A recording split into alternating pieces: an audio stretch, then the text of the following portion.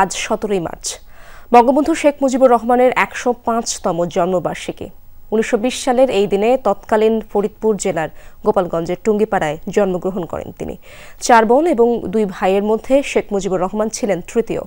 1927 সালে শেখ মুজিব গিমাডাঙ্গা প্রাথমিক বিদ্যালয়ে পড়াশোনা শুরু করেন। কিশোর বয়সেই রাজনীতিতে সম্পৃক্ত হন। গোপালগঞ্জ মিশন স্কুলে 8ম শ্রেণীতে পড়ার সময় ব্রিটিশ বিরোধী আন্দোলনে যোগ দেয়ায় তিনি প্রথমবার কারাবন্দী হন।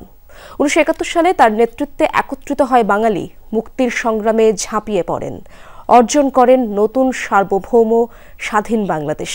আওয়ামী লীগ ক্ষমতায় থাকাকালে এই দিনটিকে জাতীয় শিশু দিবস হিসেবে পালন করা হতো।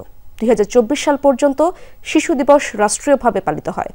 গত 5ই আগস্ট ছাত্র জনতার অভ্যুত্থানে শেখ হাসিনা পালিয়ে গেলে দায়িত্ব নেয় অন্তর্বর্তী সরকার।